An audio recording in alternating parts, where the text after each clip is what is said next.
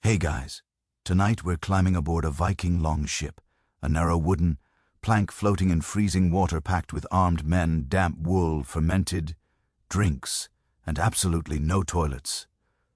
So before you get comfortable, take a moment, like the video, and subscribe, but only if you genuinely enjoy what I do here. And let me know in the comments where you're tuning in from and what time it is for you. It's always fascinating to see who's joining us from around the world. At first glance, a Viking longship looks like a terrible idea designed by someone who actively dislikes hygiene. It's long, narrow, open to the elements, and packed with men who have been sweating in wool for weeks. There are weapons everywhere, food barrels rolling around, no walls, no toilets, no comforting illusion of personal space. If you described this setup to a modern health inspector, they would simply sit down and stare into the middle distance. And yet these ships crossed oceans not gently, not quickly, but repeatedly, carrying crews across the North Sea, the Baltic, and even the Atlantic without turning into floating hospitals filled with groaning, feverish men begging to be thrown overboard, which is impressive because later ships with actual toilets somehow managed to do much worse. Historically, cramped travel spaces are perfect disease factories. Waste builds up, food spoils, water turns suspicious, skin breaks down, someone gets a cut, that cut gets infected. Suddenly, half the crew is reconsidering their life choices. This happened constantly on medieval and early modern ships, but not on Viking longships, at least not nearly as often as you'd expect. The reason wasn't Viking super immunity or a special diet of raw courage. It was something far less romantic. They refused to let anything sit long enough to become a problem. Vikings didn't design ships for comfort. They designed them for movement, constant movement, relentless movement. Nothing stayed still long enough to rot, including the crew, emotionally.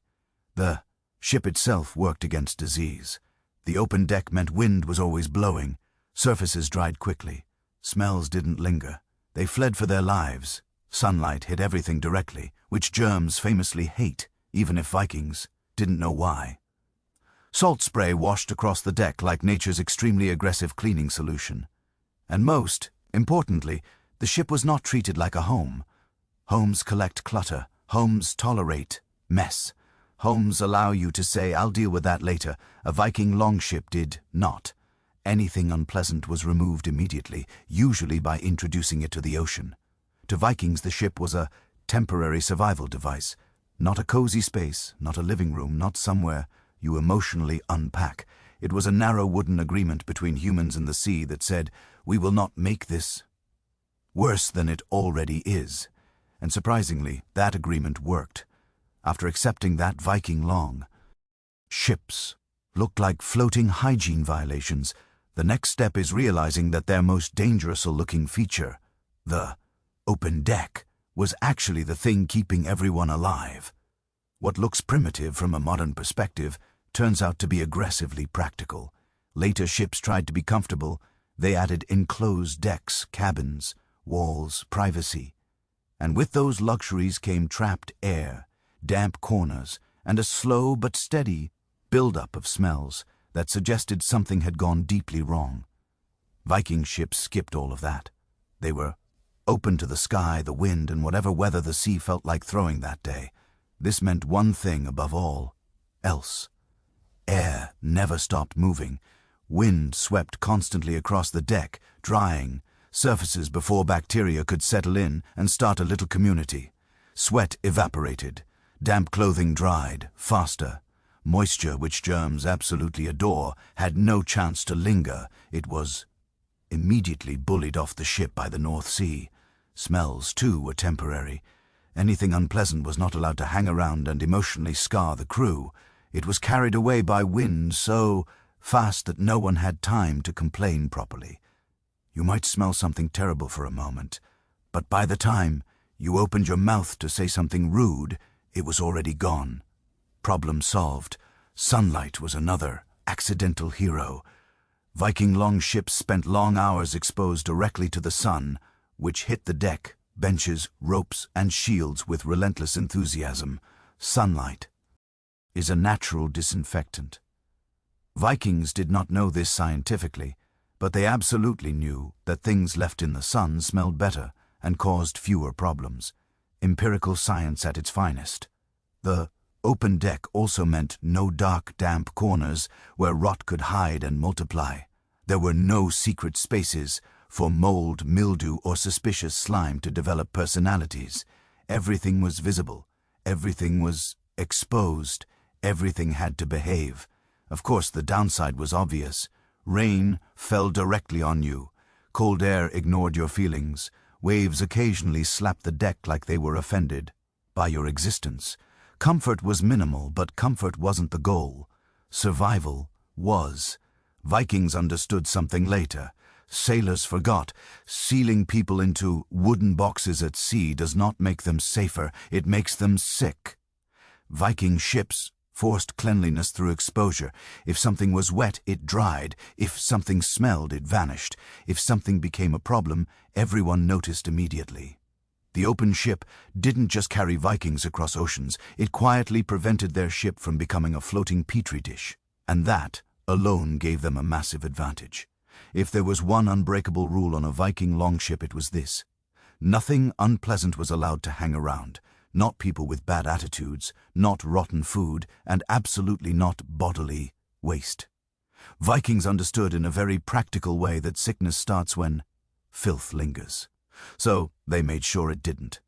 Later, sailors invent complicated systems for storing waste, hiding it, or pretending it wasn't there. Vikings chose a simpler solution. When someone needed to relieve themselves, they did not look for a corner, a container, or a polite excuse. They leaned over the side of the ship and let the sea take it immediately. No middle steps, no backup plan. This was not optional. This was routine. The ocean was not scenery. It was infrastructure. Solid waste went straight overboard. Liquid waste followed. Nothing was saved for later. Nothing was managed in the modern sense. Vikings had no interest in inventing a floating problem that could ferment, spread, or come back to haunt them during a rough wave. And yes, this required coordination. You didn't just wander off and hope for the best. Timing mattered. Balance mattered. A sudden wave at the wrong moment could turn an ordinary day into a personal saga that followed you for the rest of the voyage. Mistakes were remembered. Nicknames were earned, but the system worked because waste never stayed on board long enough to contaminate food, water, or sleeping areas. There were no buckets sloshing around, no hidden corners quietly becoming biological experiments, no accumulation. The moment something became waste, it stopped being the ship's problem. Food scraps followed the same rule. Bones, shells, gristle, spoiled bits, all gone. The ship was not a trash bin. If it wasn't actively useful, it left quickly. This constant removal prevented insects, gathering. No flies, no rodents setting up camp. No smell strong enough to sink morale. The ship stayed relatively clean, not because Vikings scrubbed constantly, but because they refused to let dirt exist long enough to organize. It wasn't elegant, it wasn't dignified, but it was effective. Vikings didn't talk about hygiene the way we do. They didn't theorize, they didn't moralize. They observed results. Crews that kept waste moving stayed healthier. Crews that didn't last. So they built the rule into daily life. Waste leaves the ship immediately. No exceptions. And in a world without medicine, that simple rule probably saved more lives than any charm, prayer, or heroic saga ever did. Once you understand that Vikings refused to store waste on board, the next realization follows naturally. The ocean itself was doing most of the work, not symbolically, not spiritually, very literally. The sea was the bathroom, the sewer, and the cleaning crew, all rolled into one vast, cold, judgmental system. To a Viking, the ocean wasn't just something you sailed on. It was an active participant in daily life. When nature called, you answered it by leaning over the side and trusting the sea to handle the situation with professionalism and zero follow-up questions. There was no porcelain throne, no curtain, no privacy, just wind, waves, and the quiet understanding that balance was important at this exact moment.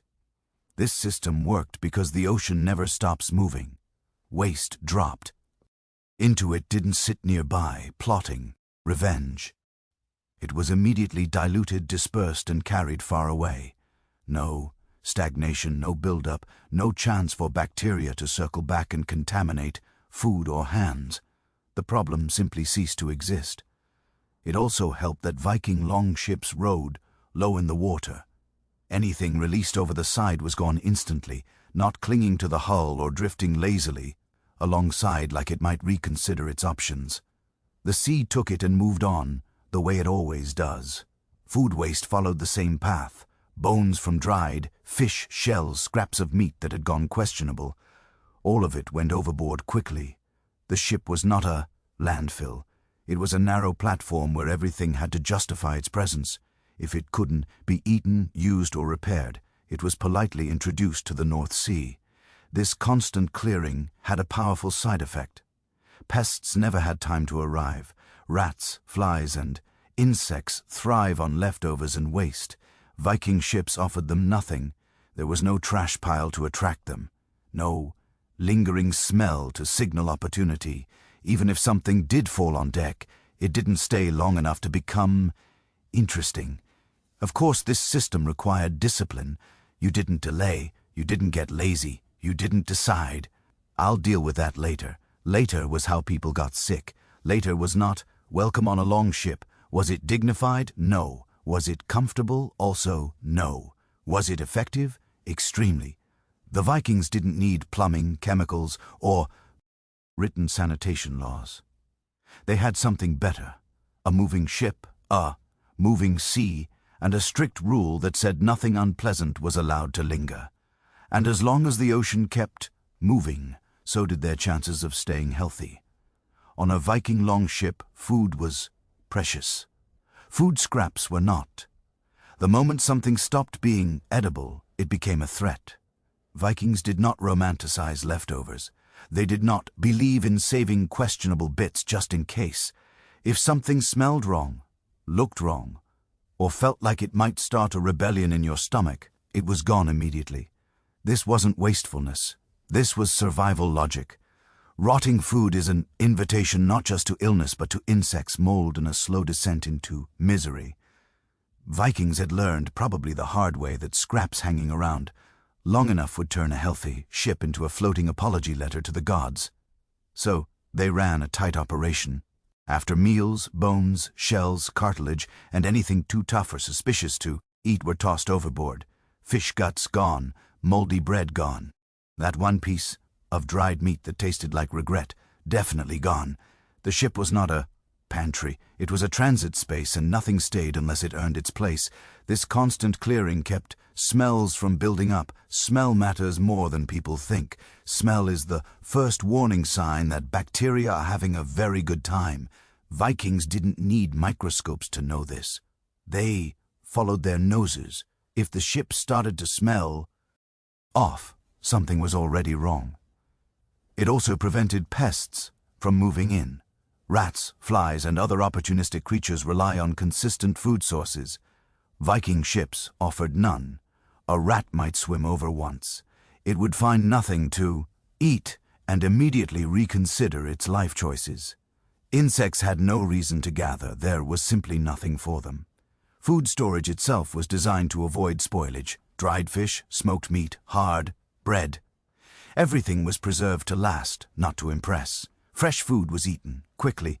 Anything that couldn't survive a long voyage was consumed early or left behind. And here's the quiet genius. The open deck helped again. Airflow dried food faster. Sunlight slowed. Spoilage. Moisture, the true enemy, had nowhere to hide. This approach required discipline. You didn't get sentimental about scraps. You didn't hoard. You didn't experiment. You ate what was safe and removed what wasn't. Vikings understood something deeply practical. You don't get sick from hunger nearly as fast as you get sick from rot. So scraps were treated like enemies. They were identified quickly and they were removed without hesitation. And that ruthless efficiency kept the ship healthy, one meal at a time. At this point, you might be wondering how Vikings handled drinking water, because surely that is where everything falls apart. Weeks at sea, wooden barrels, no refrigeration, no purification tablets.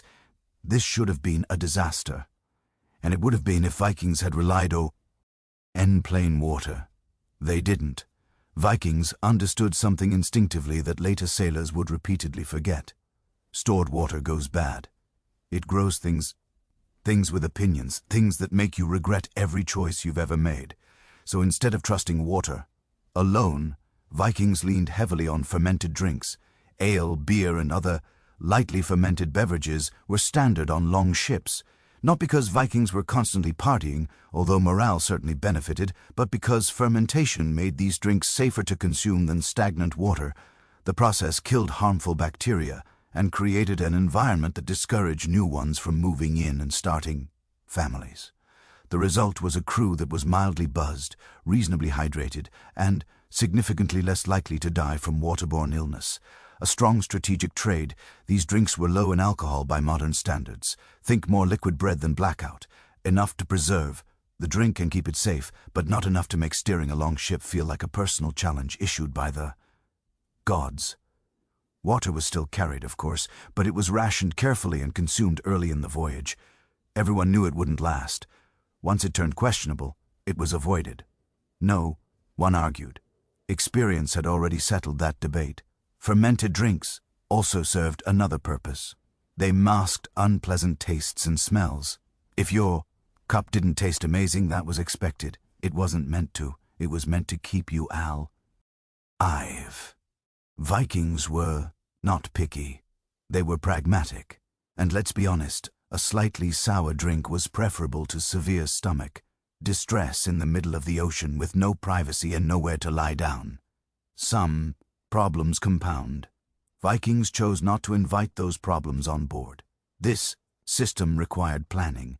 Barrels had to be sealed properly, drinks had to be prepared in advance, supplies had to be calculated carefully. It wasn't improvisation, it was logistics.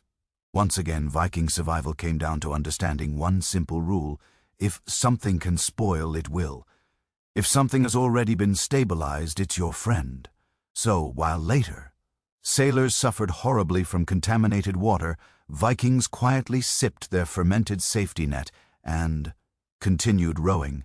Not glamorous, not refined, extremely effective. And in the brutal math of survival at sea, that was more than enough. If fermented drinks were the Vikings' insurance policy against bad water, then salt was their quiet, unsung miracle substance. Salt wasn't seasoning. Salt wasn't luxury. Salt was a survival technology, and Vikings used it everywhere, whether they realized the science behind it or not. Nearly all food on a longship was aggressively salted. Fish, meat, even butter and cheese were packed in salt until they became tough, dry, and extremely unexited about growing bacteria. Fresh food was eaten early in the voyage before it could turn into a health risk. Everything else was preserved so thoroughly that Bez took one look and decided to live elsewhere. This mattered more than people realize. Food poisoning on land is unpleasant. Food poisoning at sea in cold weather with nowhere to rest and nothing to replace lost fluids is catastrophic. Vikings avoided this by simply refusing to eat anything that hadn't been thoroughly bullied by salt. But salt wasn't just for food. Hands were often rubbed with it after handling meat or fish. Deck surfaces absorbed it, naturally from sea spray, ropes, benches, shields. Everything slowly became salty just by existing on the ship. And salt, inconveniently for bacteria, dries things out. Dampness is where sickness thrives. Salt made dampness uncomfortable. The smell of a Viking longship wasn't pleasant, but it was revealing. It smelled briny, sharp, clean in a harsh coastal way. That smell wasn't rot, it was preservation. Modern people might wrinkle their noses, but medieval noses understood that salty air meant fewer problems. Salt also discouraged pests. Insects hate it. Rodents avoid heavily salted environments. Even mold struggles to get established when everything tastes like it has been aggressively seasoned by the sea itself. And then there was sweat. Long voyages meant rowing. Rowing meant sweat. Sweat plus wool plus cold air is a recipe for discomfort. But salt helped here too. Sweat dried quickly. Clothes didn't stay damp long enough to grow the kind of bacteria that leads to skin infections and sores. Vikings didn't talk about sanitation the way we do. They didn't categorize or label. They simply noticed patterns. Ships that stayed dry, salty, and moving stayed healthier. Ships that did not have long careers. Salt was everywhere, it was unavoidable, and it worked. So, while later sailors struggled with decay, sickness, and infestation, Viking crews lived inside a floating, windswept, salt-cured environment. Uncomfortable, yes. Pleasant? No. Effective? Absolutely. One of the most important sanitation tools on a Viking longship wasn't something you could touch, store, or accidentally drop overboard. It was motion, constant, relentless motion. The ship rarely rested, and neither did the environment on board, and that unintentionally made all the difference. Decay loves stillness. Rot settles in when things stop moving, stop drying, and stop being disturbed. Vikings never gave it that opportunity. Their ships were always in motion, rocking, pitching, cutting through waves, or being hauled up and dragged back into the water. Even when anchored briefly, the sea kept moving underneath them, slapping the hull and washing the sides like it had a personal grudge. This movement acted like a reset button. Water splashed over the deck regularly, rinsing away grime before it could get comfortable. Salt spray coated surfaces again and again. Anything loose was either washed away, dried out, or knocked somewhere obvious where someone would notice and deal with it. Nothing was allowed to quietly rot in a forgotten corner, because forgotten corners barely existed. Even sleeping areas benefited. Vikings slept on benches or directly on the deck, rolling up bedding during the day. Bedding that stays rolled up and aired out does not become a breeding ground for moisture-loving bacteria. Bedding that sits still for weeks absolutely does. Vikings chose the former, whether they knew the science or not. Movement also forced constant maintenance. You couldn't ignore problems when the ship itself kept reminding you of them. A damp rope slapped your leg. A loose board shifted under your feet. A leaking barrel announced itself loudly. Problems were dealt with immediately, not because Vikings were neat freaks, but because ignoring them was dangerous. Later ships with enclosed decks and static sleeping quarters created the perfect environment for decay. Viking longships did the opposite. They exposed everything to motion, air, and attention. If something started to go bad, everyone noticed. And when everyone notices, something gets done. Even people were affected. Crew members were always adjusting their footing, shifting position, rowing or bracing against waves. Blood kept moving, bodies stayed active. Cold was unpleasant, but stagnation was worse. Vikings chose movement. It wasn't comfortable, it wasn't relaxing, it wasn't designed to be, but constant. Motion meant fewer damp surfaces, fewer hidden messes, and far fewer opportunities for sickness to take hold. In the end, Viking ships stayed healthy. For the same reason they stayed fast. They never stopped moving long enough to let problems settle in and make themselves at home. And at sea, that mattered more than comfort ever could. After wind, salt, and constant motion, the Vikings' final accidental ally was something they never wrote sagas about but relied on daily. Sunlight, not metaphorical enlightenment, actual unforgiving daylight beating down on an open wooden deck. Viking longships had no roofs, no shaded corridors, no cozy corners where dampness could hide and start plotting. Everything on board was exposed to the sky. When the sun came out, and yes, even the North Atlantic gets sun occasionally, it hit every surface directly. Deck planks, benches, ropes, shields, clothing, and people all baked together in a shared, mildly uncomfortable experience. This mattered more than anyone at the time understood. Sunlight is one of nature's most effective disinfectants. It dries moisture, breaks down bacteria, and makes life extremely difficult for anything that thrives in darkness. Vikings didn't know the science, but they absolutely noticed the results. Things left in the sun stayed cleaner. Things kept damp turned problematic. The conclusion was obvious. Let the sun do its thing. Wet clothes were draped openly to dry. Bedding was aired out regularly. Gear was laid out instead of stacked in dark piles. Even food barrels were opened when possible to let air and light in, discouraging mold from getting ideas. If something smelled wrong, the solution was often, leave it in the sun and see if it behaves. Sunlight also discouraged pests. Insects prefer shade, mold prefers darkness, bacteria prefer moisture. Viking ships offered very little of any of these for long periods. Everything was bright, windy, salty, and exposed. Essentially, the least inviting environment possible for microscopic freeloaders. Of course, this came with drawbacks. Sunburn existed, glare existed, long hours squinting at reflective water existed. Vikings endured all of it because the alternative was worse. A little discomfort in daylight was preferable to sickness in the dark. Later, ships with enclosed decks and shaded interiors removed sunlight from daily life at sea. And with that removal came dampness, rot, and disease. Viking ships, by contrast, leaned fully into exposure. Nothing was hidden, nothing was protected from the elements, and because of that, nothing had much chance to fester. So, while sunlight might seem like a passive background feature on a Viking longship, it was an active cleaning agent, harsh, relentless, and impossible to ignore. The Vikings didn't worship the sun for sanitation, they just let it work. And once again, that quiet practicality kept them healthier than many sailors who came centuries later with far more technology and far worse results. This is usually where the modern imagination protests. Surely Vikings, men who sailed into icy storms and slept on wooden benches, didn't care a boo. Cleanliness. Surely grooming was optional. Surely everyone just accepted constant filth as part of the aesthetic. No, absolutely not. Vikings groomed themselves, and they did it regularly. Not out of vanity, although that certainly didn't hurt, but because experience had taught them something simple.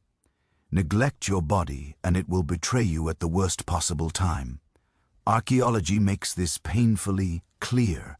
Viking sites are filled with combs, tweezers, ear spoons, and grooming tools. These weren't rare luxury items. They were everyday objects, carried, used, and lost often enough to show up all over the archaeological record. You don't carry a comb on a longship because you enjoy looking fabulous in a storm. You carry it because lice, skin infections, and sores are morale killers, and morale matters when everyone is rowing in the cold. Hair was kept clean and managed, beards were trimmed, clothing was shaken out, aired, and dried whenever possible. Dirt that stays wet turns into infection. Dirt that dries and flakes off becomes much less interesting. Vikings understood this without ever needing to name a bacterium. They also understood wounds. Cuts were inevitable. Rope burns, splinters, blisters, nicks from tools and weapons. An untreated wound at sea could become infected quickly, so wounds were cleaned, dried, and bound. Not gently, not delicately, but thoroughly enough to keep them from becoming a problem that spread. There was also social pressure. A longship was a shah. Red space. If someone smelled especially bad, was visibly filthy, or allowed parasites to spread, everyone suffered. Viking crews were tight-knit and blunt. You were corrected quickly, usually with words, sometimes with looks that said, "Fix this or become the problem." And here's the quiet irony. Viking grooming routines were often more consistent than those of later sailors on enclosed ships. Those sailors lived below deck, rarely dried their clothes properly, and let moisture sit against skin for weeks. Vikings, exposed to air and sun, dried everything constantly. So, no, Vikings were not pristine. They were not clean by modern standards, but they were managed. They kept themselves just clean enough to function, just clean enough to avoid sickness, just clean enough to keep the ship from turning into a medical crisis. And on a long voyage, that was more than enough. For all their toughness and bravado, Vikings were not romantic about illness. They didn't believe sickness made you noble, heroic, or spiritually interesting. Sickness was a liability, and on a longship, liabilities were dealt with quickly, quietly, and without sentimentality. If someone fell ill, it was not brushed off as he'll walk it off. Viking crews had learned through experience that one sick person could become many sick people if nothing was done. So, illness was treated as a logistical problem, not a personal failing. The open design of the longship helped immediately. There were no enclosed rooms, trapping breath and moisture. Sick crew members could be positioned downwind away from food and shared gear. Airflow reduced the spread of whatever was causing the problem. Even if no one could explain why it helped, it just did. Distance mattered. If someone was vomiting, feverish, or clearly unwell, they were kept apart as much as the ship allowed. This wasn't cruelty. It was prevention. Viking crews understood that close contact turned problems into disasters. Isolation was survival, not punishment. And here's where the brutality comes in. Because Vikings were not gentle about this part. If someone became seriously ill and could not function, they were dead weight. That sounds harsh, but on a long voyage it was reality. A crewman who could not row, steer, or fight endangered everyone. The ship did not slow down because one person was having a bad week. This doesn't mean sick people were immediately thrown overboard, but it does mean there was very little tolerance for ignoring symptoms or pretending everything was fine. Problems were confronted early because late intervention was worse. Minor illnesses were managed with rest when possible, warmth, and whatever remedies were known. But prevention always came first. Clean surroundings, fresh air, no waste buildup, no rotting, food, no damp bedding. These measures mattered far more than any treatment once sickness took hold. Later sailors often failed here. They hid illness. They kept sick men below deck.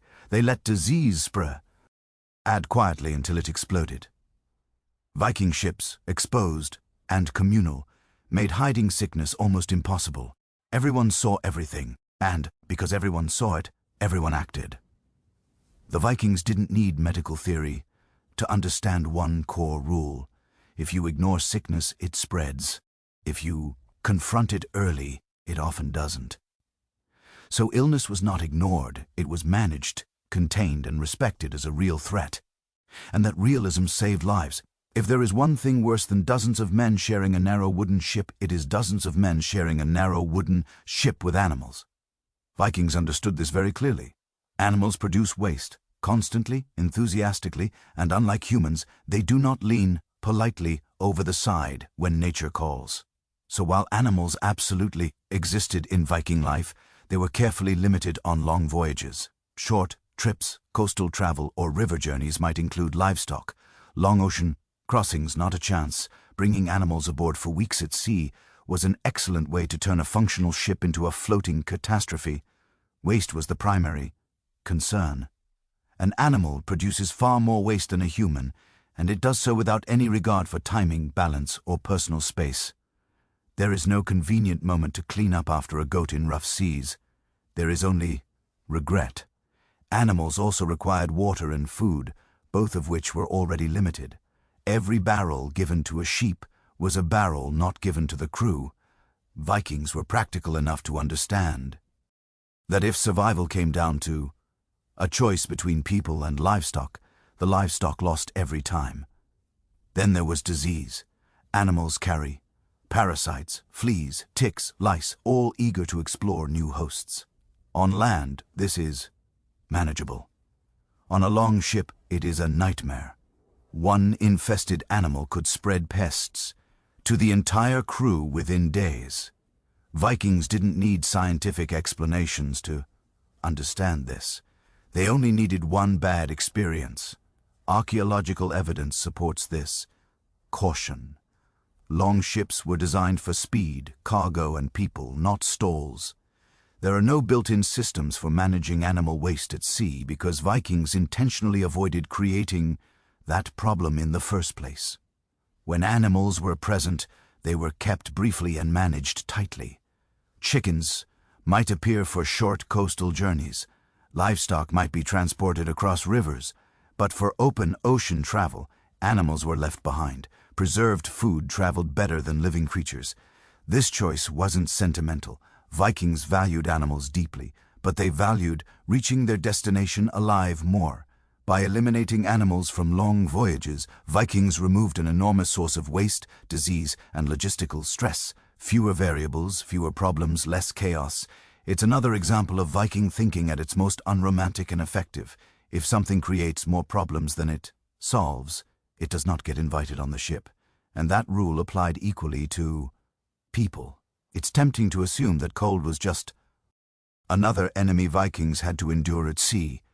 And yes, it was unpleasant. Fingers went numb, clothes stiffened. Wind found ways into places it absolutely did not need to be. But from a sanitation standpoint, the cold was quietly working in the Vikings' favor. Cold slows everything down, especially bacteria. In warmer climates, rot moves fast. Food spoils quickly. Waste smells sooner. Illness spreads more aggressively.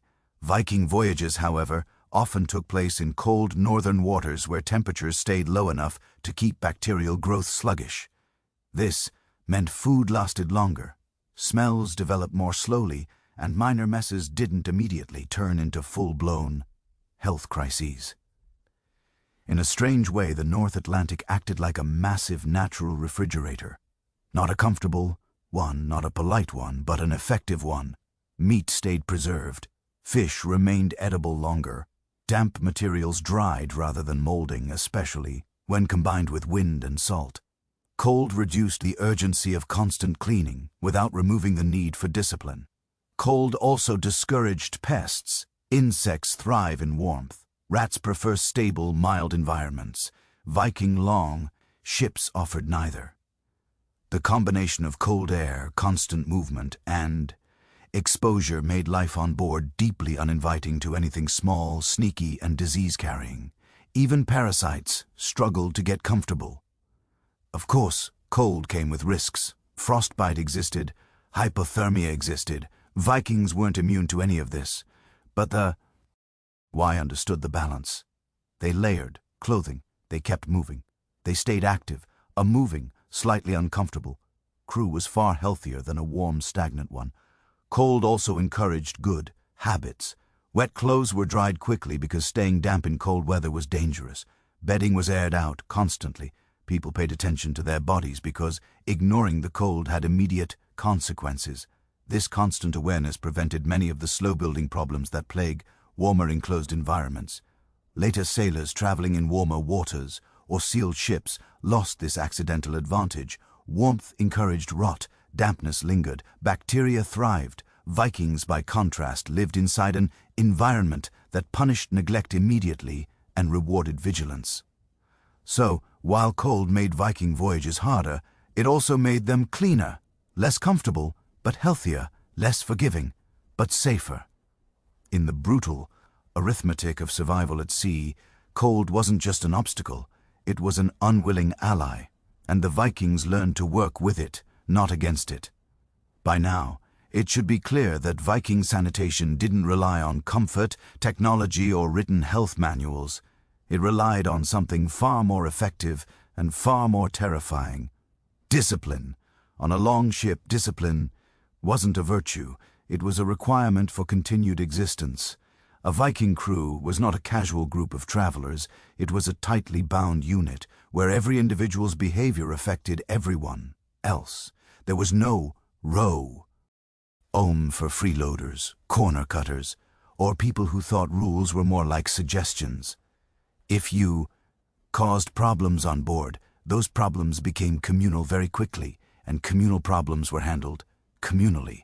Hygiene rules weren't debated. Waste went overboard immediately. Food scraps disappeared as soon as meals ended. Wet clothing was dried. Bedding was aired. Gear was kept in order, not because someone enjoyed it, but because failing to do so made life harder for everyone.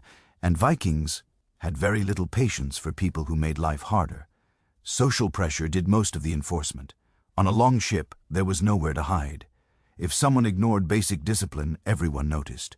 The crew didn't need formal punishment systems. Disapproval was loud, direct, and effective. If that failed, consequences escalated quickly. Viking culture was not known for gentle reminders. Discipline also extended to routine. Tasks were assigned, responsibilities rotated. Cleaning wasn't a separate activity. It was woven into daily life. You didn't clean the ship. You lived in a way that prevented filth from existing in the first place. This discipline created predictability. Everyone knew what was expected. Everyone knew the cost of failure. And everyone understood that discipline wasn't about authority, it was about survival. A disciplined crew stayed healthy. An undisciplined crew became a liability. Later ships often failed here. Larger crews, less cohesion, less accountability.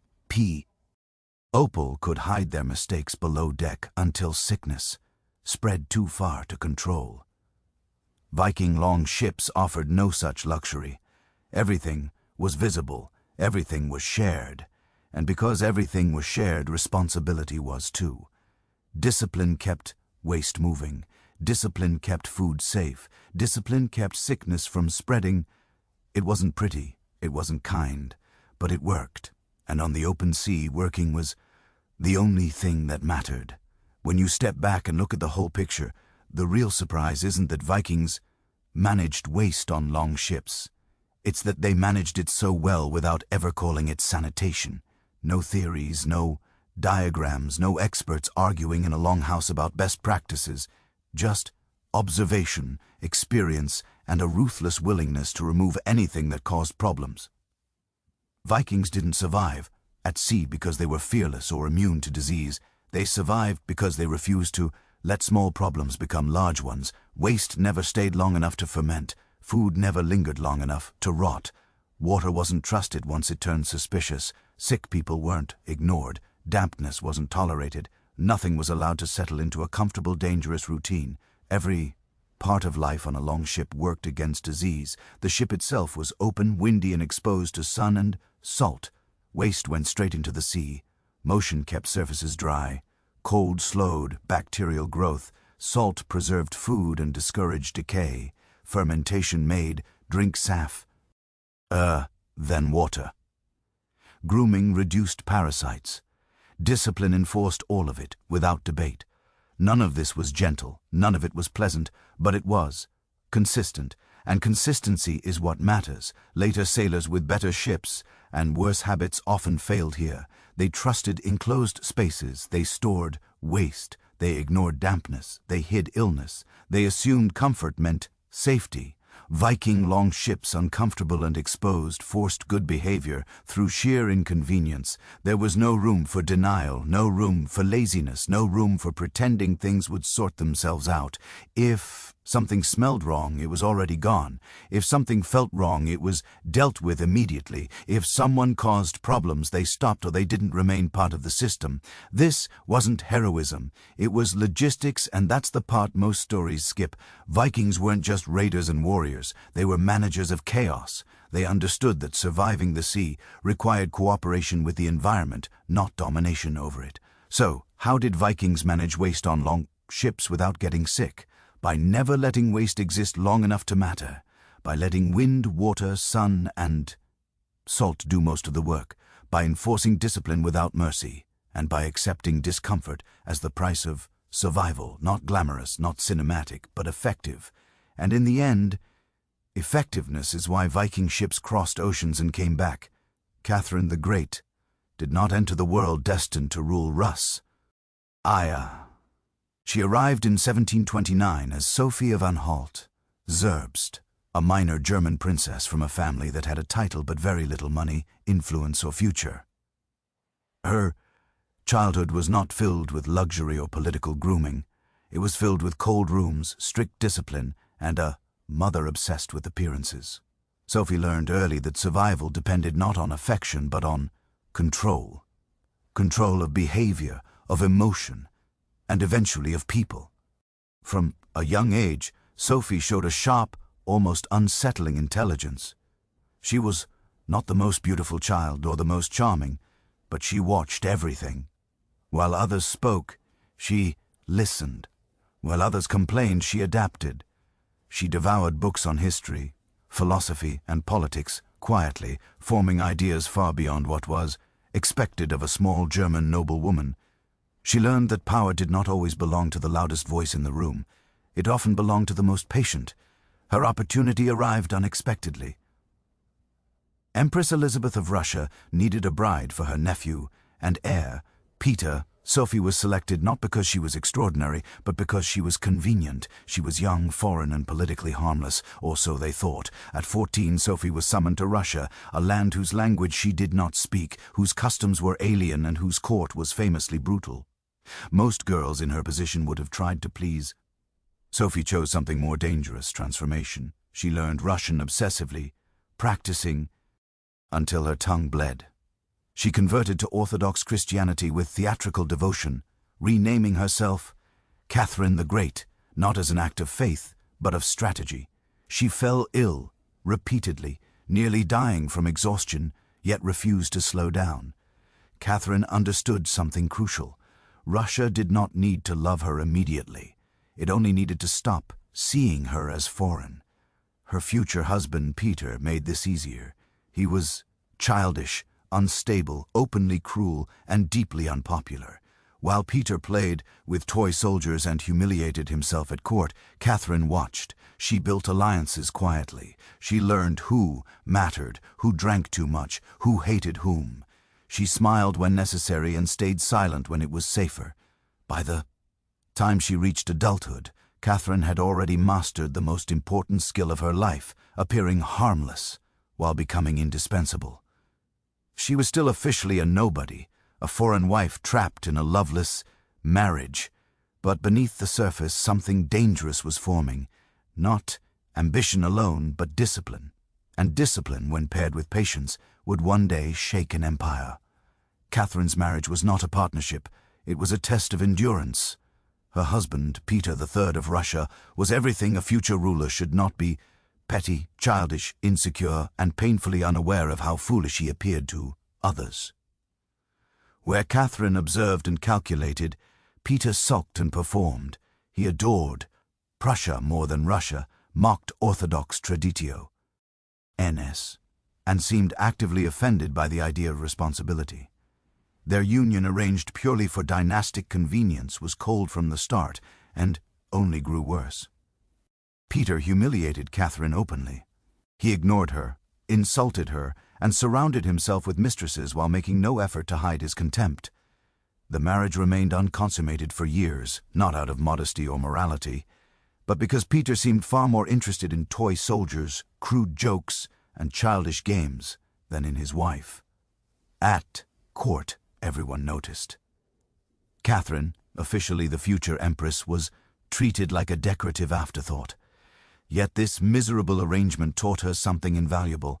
Power, she learned, often comes wrapped in incompetence. Peter's behavior alienated nearly everyone: nobles, clergy, guards, and even the empress herself. Catherine did not protest or dramatize her suffering. She endured it, and while enduring, she studied. She read relentlessly. Voltaire, Montesquieu, Plutarch, Enlightenment thinkers filled her nights while her husband embarrassed himself during the day. Catherine began to imagine a version of rule built on reason, reform, and authority rather than tantrums. But imagination alone would not save her. She needed allies. Slowly, carefully, she cultivated relationships at court. She listened more than she spoke. She remembered favors. She showed interest in people Peter ignored or insulted. Guards found her polite and attentive. Courtiers found her intelligent and composed. Clergy found her respectful. Catherine was building something invisible but powerful: goodwill. Meanwhile, Peter continued to sabotage himself. His open admiration for Prussian enemies of Russia made him deeply unpopular. His cruelty towards servants and disrespect toward tradition hardened resentment. Catherine did nothing to stop him. Why would she? Every foolish decision he made widened the gap between them and strengthened her position by contrast. By the time Empress Elizabeth's health began to fail, Catherine understood the stakes. If Peter became emperor, her life would be in danger. Discarded wives did not retire quietly in Russia. They vanished. Catherine was no longer just surviving a bad marriage. She was preparing for a moment when survival would require something far bolder. She did not yet reach for power. She waited. And in Russia, waiting patiently, silently was often the most dangerous move of all. Catherine quickly understood that the Russian court was not governed by laws or morals, but by moods, loyalties, and fear. Titles mattered less than access. Bloodlines mattered less than proximity to power. And above all, survival depended on knowing when to speak and when to disappear into silence. This was not a world that rewarded honesty. It rewarded awareness. During the reign of Elizabeth of Russia, the court operated like a gilded minefield. Elizabeth herself was flamboyant, impulsive, and deeply suspicious. One careless word could lead to exile. Misplaced look could end a career. Catherine learned to read rooms the way generals read battlefields. She noted who stood close to the Empress, who whispered after meetings, and who suddenly stopped appearing at dinners. Power, she realized, was not fixed. It flowed, and she needed to know its currents. Catherine also learned Russia beyond the palace walls. Unlike her husband, who despised Russian culture, she embraced it deliberately. She studied Orthodox rituals, memorized saints' names, and spoke Russian fluently and publicly. This was not sentimentality. It was camouflage. Every step she took erased a little more of her foreignness and replaced it with familiarity. Nobles began to see her not as a German bride, but as someone who understood Russia, or at least respected it enough to try. Her marriage remained empty and humiliating, but Catherine turned isolation into freedom. She had no romantic expectations to maintain, no emotional illusions to protect. Instead, she gathered information. She learned which regiments were loyal to which commanders.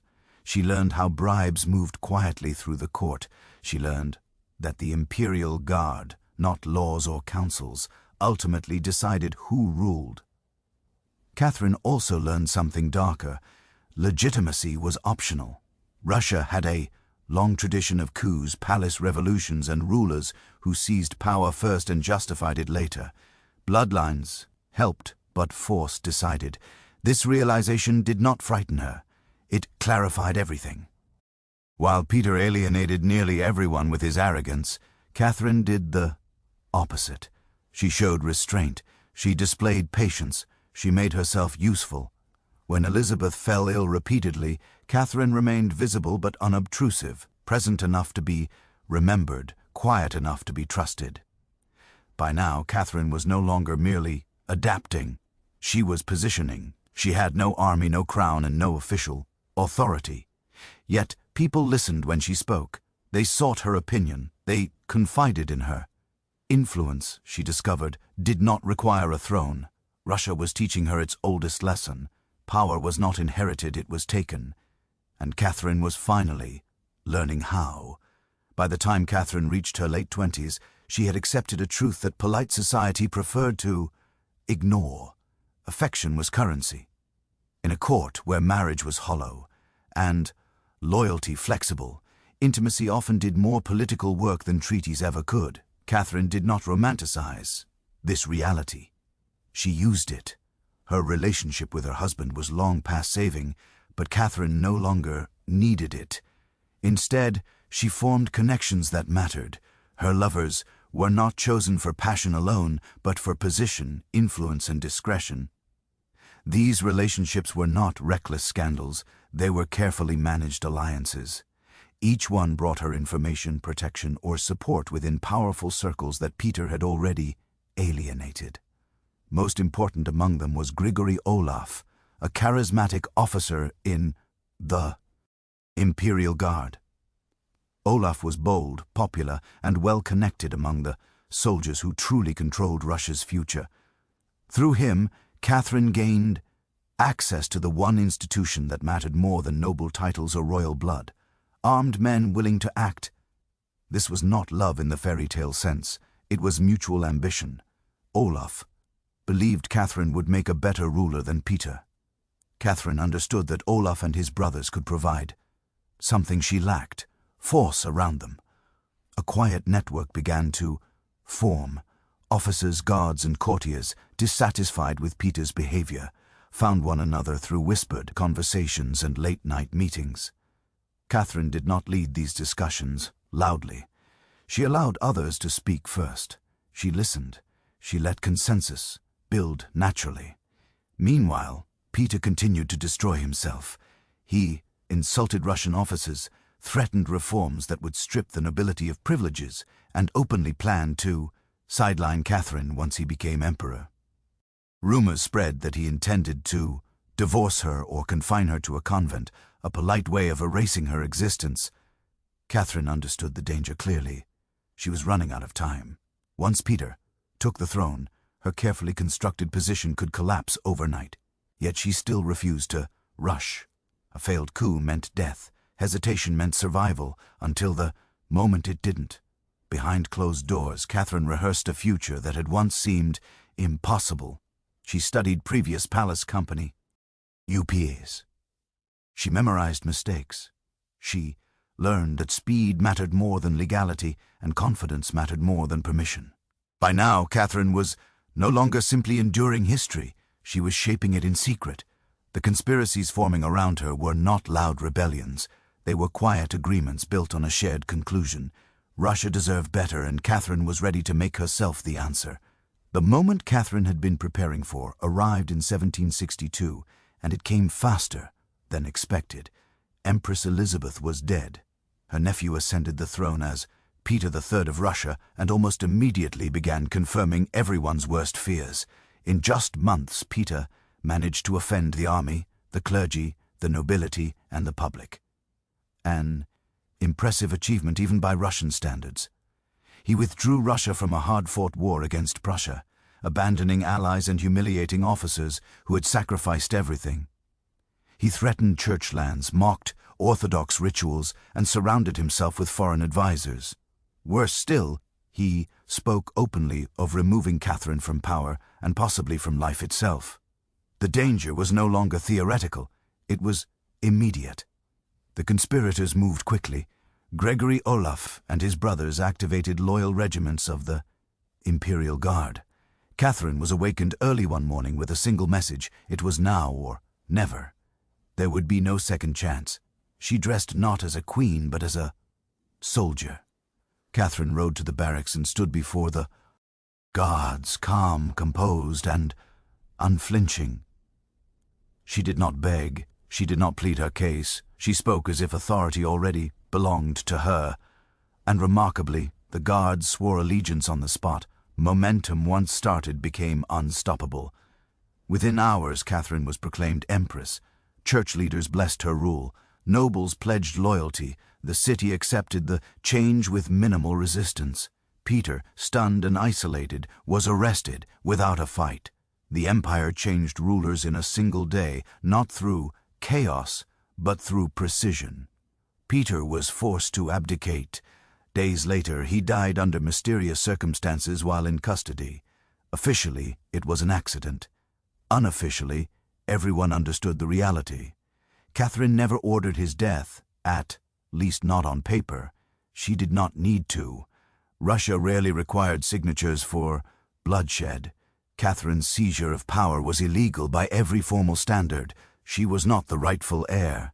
She had no claim stronger than opportunity. Yet, the coup succeeded because it aligned with what Russia wanted: stability, respect, and relief from embarrassment. Catherine understood this perfectly. She did not justify herself with sentiment. She justified herself with results. From the moment she took the throne, she ruled as if she had always belonged there. In one morning, a foreign princess with no legitimate claim became the most powerful woman in Europe, and Russia, restless, ruthless, and pragmatic, accepted her without hesitation. Once Catherine secured the crown, she understood that seizing power was only the beginning. Keeping it required something more sophisticated than force. Russia had seen plenty of rulers arrive through coups. What it lacked was a ruler who could explain her authority in a way that made sense to Europe and to history. Catherine chose enlightenment. She reinvented herself as a philosopher empress. Catherine corresponded with leading intellectuals of the age, Voltaire, Diderot, and other thinkers who believed reason could civilize power. She presented herself not as a tyrant in silk, but as a monarch guided by law, education, and progress. Europe was eager to believe her. A woman who ruled Russia, with a book in one hand and a scepter in the other, was irresistible propaganda. Catherine drafted a grand document known as the Nakaz, a set of legal principles, inspired by Enlightenment philosophy. It spoke of equality before the law, moderation of punishment, and rational governance. The irony was not lost on those who lived in Russia. While Catherine debated justice on paper, the empire still relied on serfdom, censorship, and absolute authority. Yet contradiction did not bother her. Ideas were tools, not promises. She expanded education dramatically, especially for the nobility. Schools multiplied, art, theater, and literature flourished under her patronage. The Russian court became a cultural center rather than a provincial embarrassment. Catherine collected art obsessively, laying the foundations for institutions that would define Russian identity for centuries. At the same time, she ruled with precision. Rebellions were crushed swiftly. Critics were silenced politely or permanently. Catherine did not believe enlightenment required weakness. Order came first, reform came second. Idealism came only when it did not threaten stability. Her brilliance lay in balance. To Europeans, she was the embodiment of reason. To Russian elites, she was a protector of privilege. To the army, she was decisive. To the church, she was respectful. Everyone saw what they needed to see. Catherine never pretended to abolish autocracy. She refined it. She dressed power in intellect and culture, making domination appear civilized. It was a masterclass in image management centuries before the term existed. By presenting herself as enlightened, Catherine disarmed critics while consolidating authority. Her reign became acceptable, then admired, then legendary. She had not just taken the throne, she had transformed the story around it. And stories Catherine knew better than most are often more powerful than laws.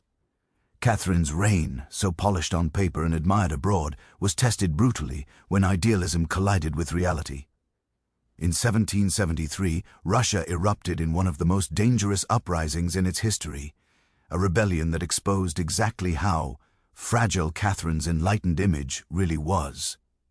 The revolt was led by Yan Pugachev, a former KSAK officer who claimed to be the miraculously escaped Peter III. The lie was obvious, but it barely mattered. Pugachev promised what Russia's lowest classes desperately wanted: freedom from serfdom, revenge against landlords, and an end to brutal exploitation. Tens of thousands rallied to him: peasants, Cossacks, escaped serfs, and the desperate. For Catherine, this was not merely a rebellion. It was an existential threat. If peasants could imagine a different ruler, they could imagine a different system. And imagination, once unleashed, was harder to crush than armies. The uprising spread rapidly across vast regions. Estates burned. Nobles were murdered. Officials fled. For a moment, the empire Catherine had carefully stabilized seemed ready to tear itself apart from below. Enlightenment ideals offered no solution here. Philosophy could not stop pitchforks. Catherine's response was swift and merciless. She unleashed the full force of the imperial army.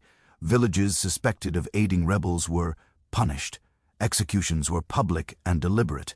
The message was unmistakable.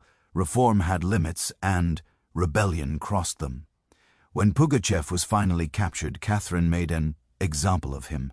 He was paraded in chains, humiliated publicly, and executed in Moscow.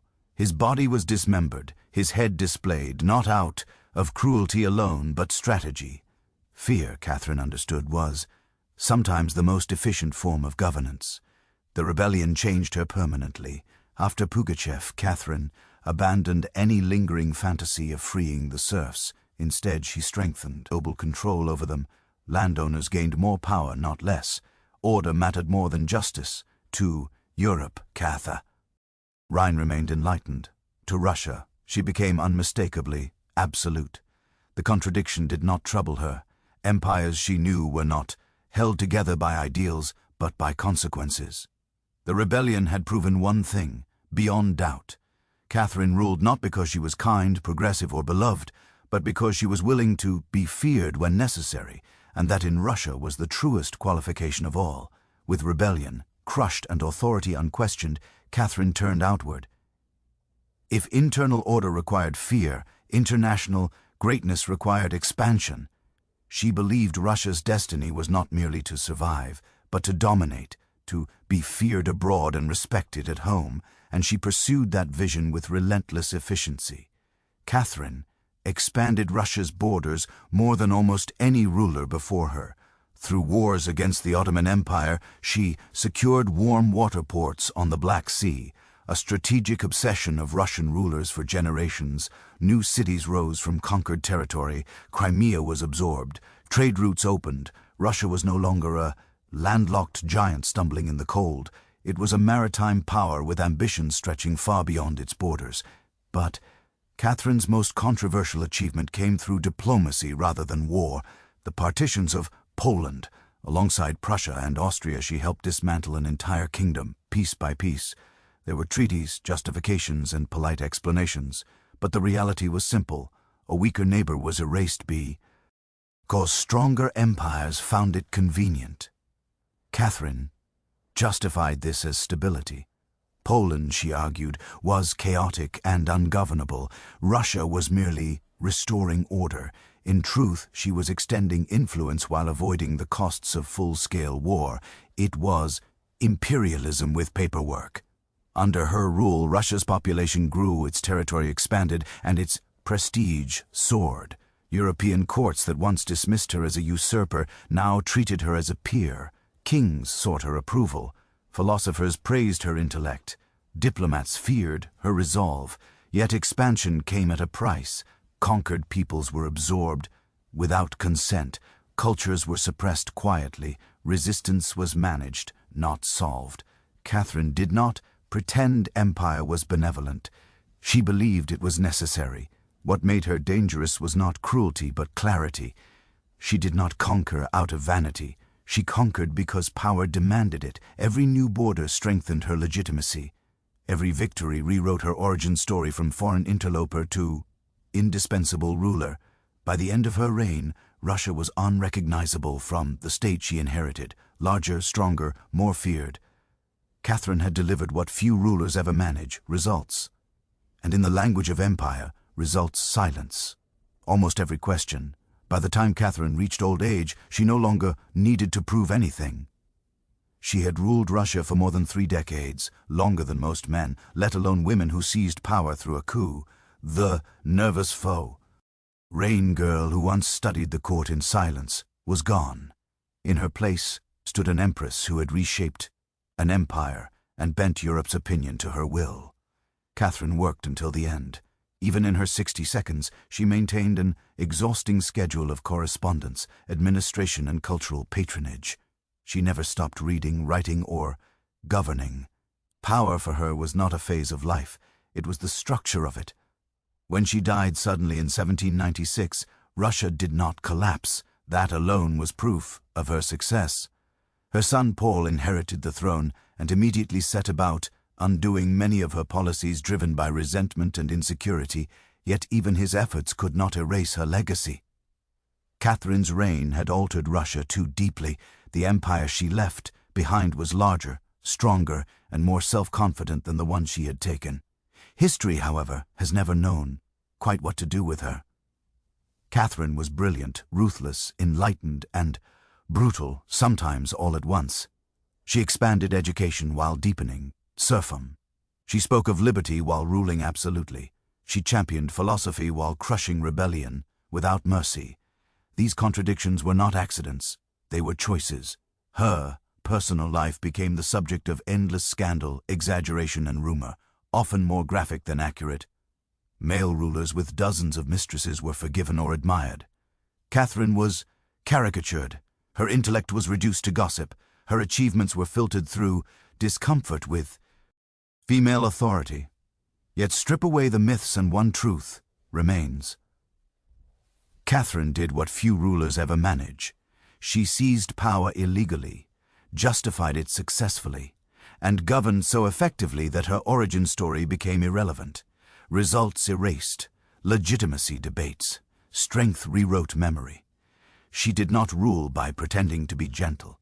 She ruled by understanding the world as it was, harsh, unequal, and unforgiving, and mastering it on her own terms. Catherine did not merely sit on the throne of Russia. She redesigned what it meant for a woman to wield absolute power and survive it. In the end, her greatest achievement was not conquest or reform. It was permanence. History did not remove her, it kept her, and that for an empress who was never supposed to exist is the ultimate victory. The space race did not begin with stars, wonder, or dreams of exploration. It began with suspicion. In the aftermath of World War II, the world fractured into two hostile visions of the future, led by the United States and the Soviet Union. Each believed the other was not just a rival, but an existential threat. Trust evaporated. Ideology hardened, and technology became the ultimate weapon. Both superpowers understood something crucial. Whoever mastered advanced science would control the future. Missiles, radar, nuclear, physics, all were already reshaping warfare. Space was simply the next extension of that logic. A rocket powerful enough to reach orbit was also powerful enough to deliver a nuclear warhead anywhere on Earth. Space exploration and military dominance were inseparable from the very beginning, no matter how poetic the speeches sounded later. Publicly, both nations spoke of progress and peace. Privately, they watched each other obsessively. Every test launch, every scientific breakthrough, every failure mattered. Falling behind was not embarrassing, it was dangerous. If one side gained technological superiority, the balance of power could collapse overnight. Space became a scoreboard for global dominance. The Cold War was not fought with armies clashing directly. It was fought through symbols, proxies, and demonstrations of capability. Space offered the perfect stage. It was visible, dramatic, and impossible to ignore. A satellite in orbit could be tracked by anyone with a radio. A successful launch could be broadcast around the world. Victory in space translated instantly into prestige on Earth. There was also fear beneath the ambition. Leaders on both sides worried constantly about surprise attacks, technological gaps, and worst-case scenarios. Intelligence agencies warned of catastrophic consequences if the enemy achieved rocket superiority. Scientists were pressured to move faster. Engineers were pushed beyond safe limits. Politics seeped into laboratories. Ordinary citizens felt it too, even if they did not fully understand the technology. Civil defense, drills, fallout shelters, and ominous news reports created a background hum of anxiety. Space was no longer distant and abstract. It was directly connected to survival. By the late 1940s and early 1950s, the path was set. Rockets would rise not because humanity was ready to explore the cosmos, but because two superpowers were terrified of standing still. Space would become the ultimate arena where ambition, fear, pride, and ideology collided. Far above the planet, but deeply rooted in its conflicts. The space race was never just about leaving Earth. It was about proving who deserved to shape it. On an October night in 1957, the world tilted slightly off its axis. The Soviet Union launched a polished metal sphere no larger than a beach ball into orbit. It had no cameras, no scientific instruments of real complexity, and no crew. All it did was beep. Yet that simple sound, echoing through radio receivers across the globe, triggered one of the greatest psychological shocks of the 20th century. The satellite was Sputnik 1, and it changed everything. For the first time, humanity had placed an object into orbit around Earth. More importantly, the Soviets had done it first. In the United States, the reaction was immediate and visceral. Newspapers spoke of humiliation. Politicians demanded answers. Ordinary citizens stared at the sky, knowing that something Soviet was passing overhead every 96 minutes. The fear was not about science. It was about missiles. If Moscow could launch a satellite into orbit, then it could launch nuclear weapons across continents. The technological gap America Ennis had assumed did not exist suddenly felt enormous. Confidence collapsed overnight. Schools began emphasizing science and mathematics. Defense budgets ballooned. The term missile gap entered public consciousness whether it was real or not.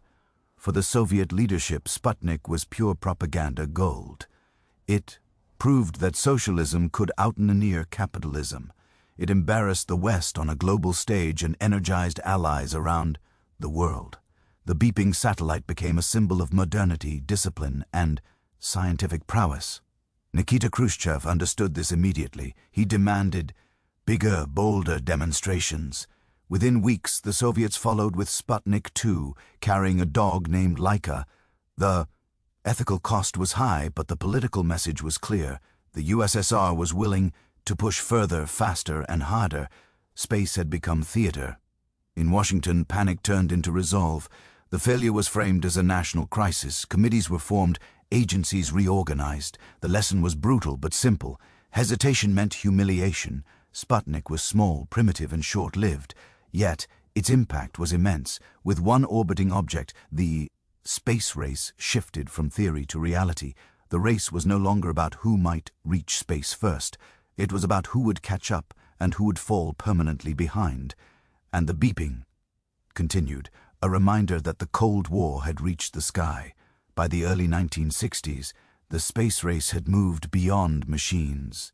It was no longer enough to send metal into orbit. The next question was unavoidable and terrifying. Could a human survive the journey?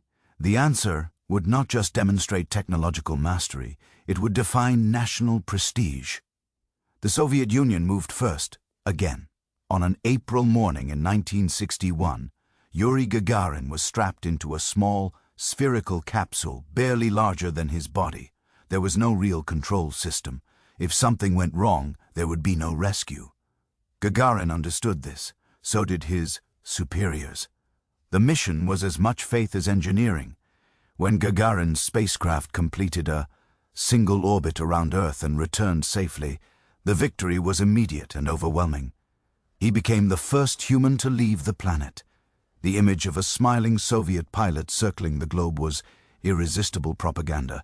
He was young, calm, and heroic, the perfect symbol of socialist success. For the United States, the effect was crushing. 2 Soviet firsts now defined the space race, the first satellite and the first man in space. American leaders feared that global opinion was slipping away. If the USSR could dominate space, what else could it dominate? Military power, influence in newly independent nations. The fear went far beyond orbit. Inside the American space program, pressure exploded. Engineers were told speed mattered more than comfort. Risk became acceptable. Perfection was a luxury no one could afford. Test pilots volunteered knowing the odds were grim. Failure would be public. Success had to be spectacular. The race ad also turned deeply personal. Gagarin was not just a cosmonaut. He was a walking challenge. His flight suggested that the USSR was bold enough to gamble with human lives to win prestige.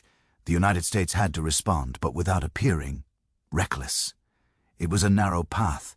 Gagarin himself never became a politician. He remained a symbol paraded across the world as proof that the future had arrived and that it spoke Russian. Behind the scenes, however, Soviet engineers knew the truth. Their lead was real but fragile. Their technology was powerful but rushed. One disaster could erase everything. That knowledge made the space race more dangerous than ever. Humans were now the payload, and every launch carried not just lives, but the reputation of an entire system. From this point forward, space would never be empty again. The United States could not afford another second place. After Yuri Gagarin's flight, American leadership understood that incremental progress would no longer be enough. A dramatic response was required. Something so bold that it would reset the entire competition. In 1961, President John F. Kennedy delivered that response with a single sentence that stunned both allies and Rivals. America would land a man on the moon and return him safely to Earth. The moon was not chosen for scientific necessity, it was chosen for visibility. Everyone could see it. Everyone would understand the achievement. Reaching the moon required rockets more powerful than anything PR. Deviously built, navigation systems of unprecedented accuracy, and an industrial effort bordering on madness. That was the point. The goal was so extreme that success would be undeniable. Kennedy's announcement transformed space into a national obsession. What had been a scattered collection of military and civilian projects was unified under one banner. The newly formed NASA was handed immense authority and an almost unlimited budget. Engineers, mathematicians, and technicians were pulled from universities and factories across the country. Entire cities were reshaped around launch sites and research centers. This was not a peaceful scientific endeavor, it was a mobilization. Schedules were brutal, failures were hidden when possible and explained away when not. Rockets exploded, capsules malfunctioned, astronauts trained knowing that survival was uncertain. Yet the pressure never eased. Falling behind was unthinkable. The moon program also served another purpose. It reassured the American public. After Sputnik and Gagarin, confidence had been shaken. The moon promise offered redemption. It suggested that the United States was not losing the future. It was merely preparing a decisive move. Across the Iron Curtain, Soviet leaders watched carefully. The American plan was risky and expensive, but if it worked, it would eclipse every Soviet achievement to date. The USSR continued its own lunar ambitions, but internal rivalries and secrecy slowed progress, unlike the American program. Soviet space efforts were fragmented and often competed internally for resources. The moon became more than a destination. It became a deadline, a finish line visible to the entire world. From that moment on, every launch, every test, and every failure on both sides was measured against one question: who would reach the moon first? The space race had entered its most dangerous phase, one where victory demanded everything. The race to the moon demanded speed, and speed demanded sacrifice. Behind the clean footage of launches and confident press conferences was a darker reality. Space exploration was lethal, rockets were unstable, computers were primitive, margins for error were microscopic, and both superpowers knew that failure was not just possible, it was inevitable. In the United States, that reality became impossible to ignore in 1967. During a routine ground test, a fire tore through the Apollo 1 command module, killing 3 astronauts trapped inside. The capsule, filled with pure oxygen and lined with flammable materials, became an inferno in seconds. The tragedy shocked the nation and exposed how political pressure had pushed engineering beyond safe limits. Publicly, the United States mourned. Privately, the program froze. Engineers rewrote systems from scratch. Design philosophies changed overnight. Safety, once secondary to speed, was forced back into the conversation. The delay was costly but essential. Without it, the moon program would never survive. The Soviet Union faced its own disasters, many of them hidden. Cosmonauts died in training accidents. Rockets exploded on launch pads. Entire crews were lost, but secrecy kept these failures out of international headlines. The Soviet strategy relied on silence. A failure not acknowledged could not weaken propaganda. Yet the human cost was real. Engineers worked knowing that mistakes could kill friends and colleagues. Test pilots climbed into experimental vehicles with minimal escape options. Both sides accepted a grim truth. Space exploration under cold war conditions was warfare without bullets. Despite the risks, neither side slowed. Each disaster hardened resolve. Each funeral became justification for pushing forward. The dead were framed as heroes, sacrifices on the altar of progress. Questioning the mission became politically unacceptable. What made this phase especially cruel was its invisibility. The public saw success or silence, never the full price. Only decades later would the extent of the losses become clear. The space race was no longer a contest of imagination. It was a trial of endurance. How much failure could a nation absorb? How many lives could be lost before the dream collapsed under its own weight? For both superpowers, the answer was unsettling, as many as it took. By 1969, the space race had narrowed to a single moment. Years of explosions, funerals, redesigns, and political pressure converged on one mission that could not fail. If the United States succeeded, it would redefine the race. If it failed, the humiliation would be permanent. The mission was Apollo 11. 3 astronauts were launched atop a rocket taller than a skyscraper, powered by controlled explosions and hope. The technology was breathtakingly fragile. The onboard computer had less processing power than a modern calculator. A single, serious malfunction would mean death, broadcast live to the world. As the spacecraft approached the moon, tension spiked. The lunar module began its descent and immediately ran into trouble. Alarms sounded. Fuel dropped dangerously low. Mission control calculated options in seconds. Abort or continue. There was no margin left for hesitation. Commander Neil Armstrong took manual control, steering away from a hazardous landing zone while fuel ticked down to seconds. When the module finally touched the surface, the words spoken were understated, almost absurdly calm. Yet across Earth, people held their breath. Hours later, Armstrong descended the ladder and stepped onto lunar soil. The act itself was simple. 1 foot placed on dust untouched for billions of years. But symbolically, it ended the space race. The image of an American astronaut standing on the moon was unmistakable. No satellite, no orbit, no propaganda victory could rival it. The Soviet Union watched in silence. They had led early. They had taken enormous risks, but they had lost the finish line that mattered most. The moon landing shifted global perception overnight. The United States was no longer catching up. It had won. Yet, something unexpected happened. For a brief moment, the competition softened. People around the world, even in rival nations, watched together. The moon did not feel American. It felt human. That moment did not end the Cold War, but it did end the space race as it had been defined. The ultimate symbol of technological dominance had been claimed. After the moon, the question was no longer who would win, but what space was for now that victory had been achieved. After the moon landing, something strange happened. The space race did not explode into a new, even more ambitious phase. It slowed. The finish line had been crossed, and the urgency that once justified unlimited budgets and extreme risk began to evaporate. Victory, it turned out, was expensive to maintain. In the United States, the moon landings continued, but public attention faded quickly. What had once felt miraculous began to feel routine. Astronauts walked on the moon, again and again, collected rocks, conducted experiments, and ratings dropped. Politicians quietly asked uncomfortable questions. Why spend vast sums to repeat a symbolic victory when domestic problems were piling up back on Earth? Budgets shrank, ambitions narrowed. The dream of moon bases and missions to Mars was postponed indefinitely. Space was no longer a battlefield that demanded total commitment. It was a line item.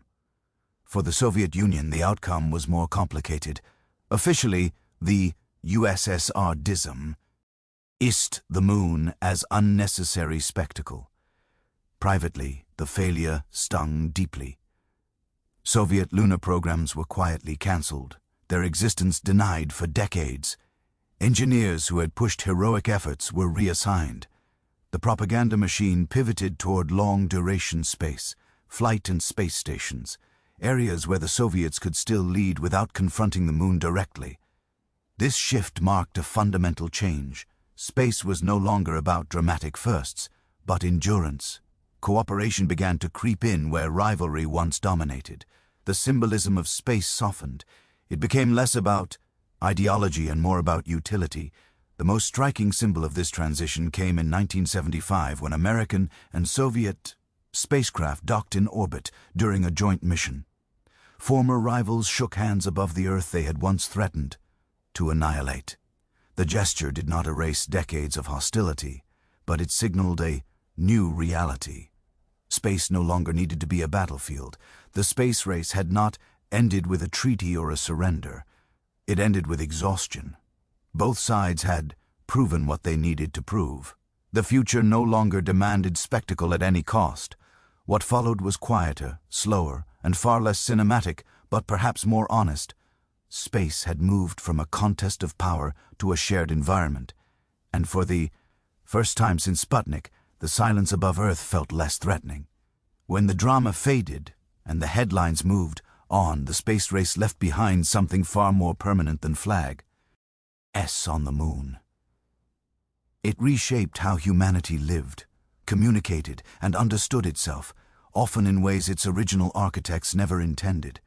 Many of the technologies, developed under extreme Cold War pressure, entered everyday life. Satellites transformed communication, allowing signals to cross oceans instantly. Weather forecasting became dramatically more accurate. Navigation systems evolved from military tools into civilian necessities. Materials designed to survive vacuum and radiation found their way into medicine, transportation, and consumer products. The race to dominate space had accidentally modernized Earth. Perhaps more important was the psychological shift. For the first time in history, humans saw their planet from the outside. Photographs of Earth hanging in. Black space altered global consciousness. Borders vanished. Nations shrank. The idea that humanity shared a single fragile home became harder to ignore. Ironically, a competition rooted in division produced the most powerful image of unity ever recorded. The space race also rewrote the relationship between science and government. It proved that massive coordinated investment in research could achieve the seemingly impossible, but only at enormous cost. Future generations inherited both the benefits and the cautionary lessons. Innovation thrived under pressure, but it also bent ethics, hid failures, and treated human lives as acceptable losses. For scientists and engineers, the era became mythic, a time when dead. Lines were absolute, resources vast, and failure unacceptable. It inspired generations to pursue science, technology, and exploration, even as it warned them about the dangers of political interference in research. The rivalry also changed geopolitics. Space became a domain that could not be claimed like land or sea. Treaties emerged to limit weapons in orbit. Cooperation, once unthinkable, became practical. Space stations replaced moon races. Joint missions replaced secret competitions. The sky, once a battlefield, slowly turned into shared territory. Yet the space race left unresolved questions. Who owns space? Who benefits from its resources? Should exploration serve nations, corporations, or humanity as a whole? These debates still echo today, shaped by decisions made under Cold War pressure decades ago. In the end, the space race built more than rockets. It built a new age, one where Earth was no longer the ceiling of human ambition, but the starting point. The race had ended, but its consequences were only beginning. The space race is often remembered as a competition with a clear winner, but that memory is misleading. Yes, the United States reached the moon first. Yes, the Soviet Union never caught up to that final symbol. But history rarely ends cleanly. What truly mattered was not who won, but what the race permanently changed. The space race proved that human ambition could break boundaries once thought absolute. For the first time, the sky was no longer the limit. That psychological shift did not disappear when budgets were cut or programs canceled. It lingered. Every satellite launch, every space probe, every modern mission to Mars traces its lineage back to that Cold War obsession with superiority. At the same time, the race exposed the dangers of tying exploration too closely to politics.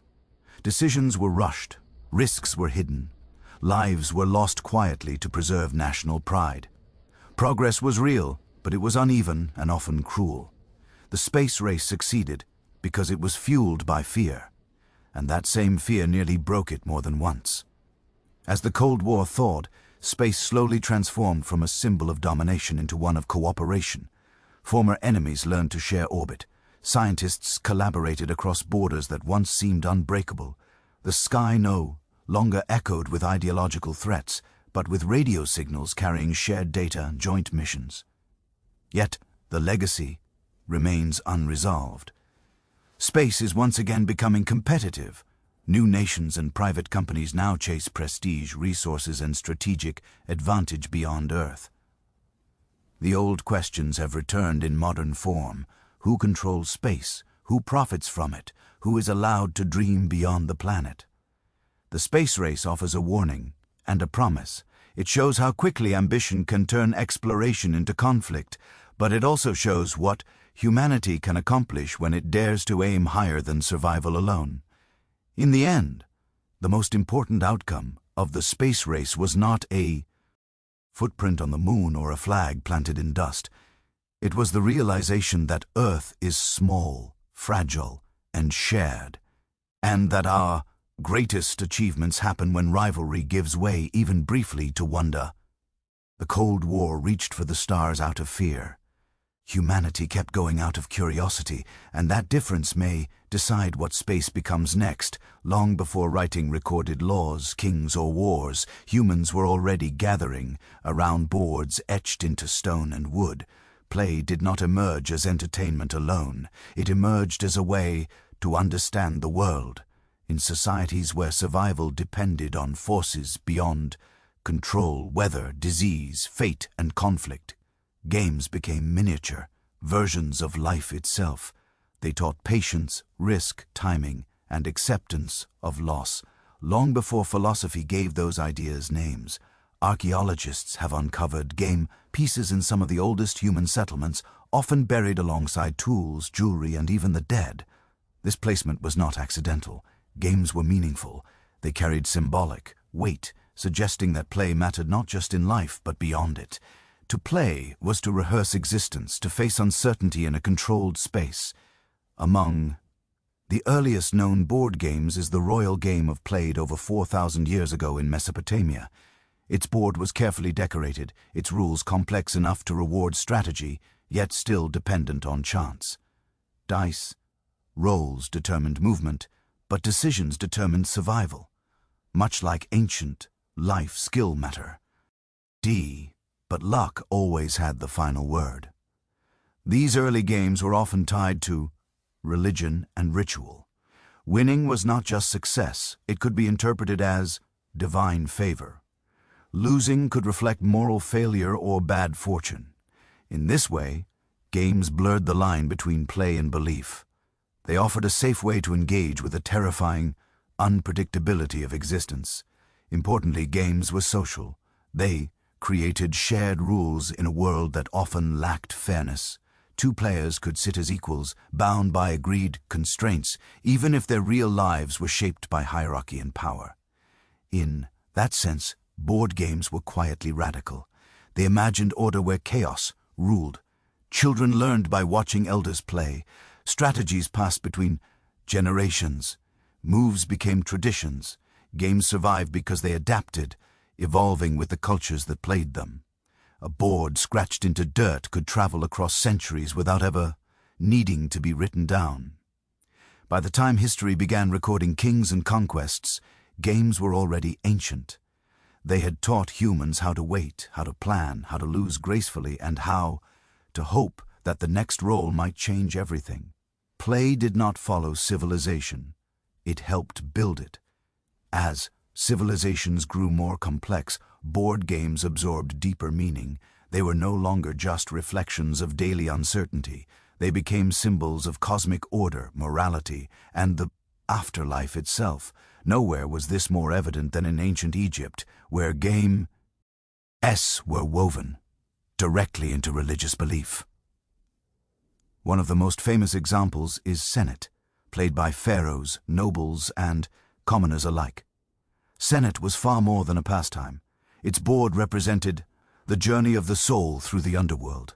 Each move symbolized progress toward eternal life, while setbacks reflected spiritual danger. Winning was not simply victory. It was proof of harmony with divine order. Senet boards were placed in tombs, alongside food, jewelry, and spells. The dead were expected to continue playing in the afterlife, navigating fate even beyond death. To ancient Egyptians, play did not stop when life ended. It followed the soul.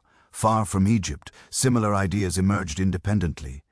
In ancient China, the game of Go appeared, elegant, abstract, and endlessly complex. Unlike games driven by luck, Go emphasized patience, balance, and long-term thinking. Its goal was not total destruction of the opponent, but control through subtle positioning. This mirrored Chinese philosophy, where harmony and restraint were valued over brute force. Go was associated with scholars, generals, and emperors. It trained the mind for governance and warfare alike. Every stone placed on the board echoed decisions made in real life, irreversible, strategic, and deeply interconnected.